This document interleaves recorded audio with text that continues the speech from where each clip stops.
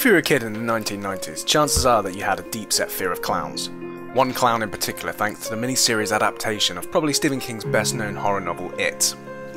Fast forward 27 years, and Pennywise the Clown returns to bring all your childhood nightmares back to life.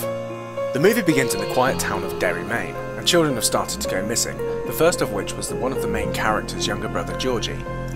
The group of friends who refer to themselves as the Losers Club start to experience all manner of supernatural goings-on, and team up to find out exactly what is going on in their town, as the grown-ups don't seem to want to. Enter Pennywise the Dancing Clown, a demonic, shape-shifting entity that preys on children's fears, and eventually their flesh.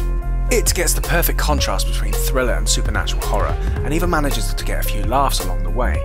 Pennywise, played by Bill Skarsgård, is fantastically creepy, and all the child actors do an amazing job. You really believe these kids are the best of friends, with plenty of good chemistry and banter. Even creepier for me though than the killer clown was the darker human characters, ranging from a gang of psychotic bullies to an abusive father, and even a really overly friendly pharmacist that leaves you feeling dirty after his interaction with Beverly, the only female member of the Losers Club. Jump scares are thankfully few and far between, as the film leans heavily on the clown's many guises as a scare mechanic. Pennywise makes great use of the children's own fears to add another layer of psychological trauma for them. Taking the form of a disease-ridden leopard to scare one kid with allergies, and animating a scary picture in another kid's father's office, the entity known as It feeds on the fear of these children and is very creative when preparing his meals. Whenever the clown is on screen, he has a very eerie presence. From the way he acts around the kids with his dead-eye stares and slow smiles, to his twitchy body language. This is also helped by the clown's dirty and burnt costume. Unlike the 1990s version, which was very bright, this version has a damp and rancid look to it. The makeup on Pennywise is simple, but also has a real otherworldly feel to it. We were so sure in some scenes when the clown runs towards the kids you can actually see real fear and screams from the child actors. The use of music to amp up fear and jump moments is not overused, and in most cases it uses ambient sounds, or even better, silence.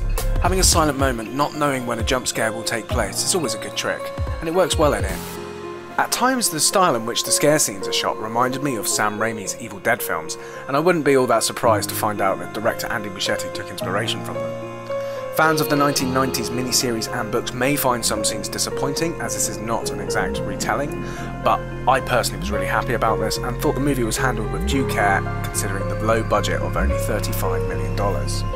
This is only the first instalment of 2 parts, and I really hope part 2 keeps the pace and momentum that part 1 kicked off with. We give this movie a 9 out of 10. Definitely a must-watch. And we were so happy with it, we decided to give it the Golden Whit, the official Worth It Dude's seal of approval.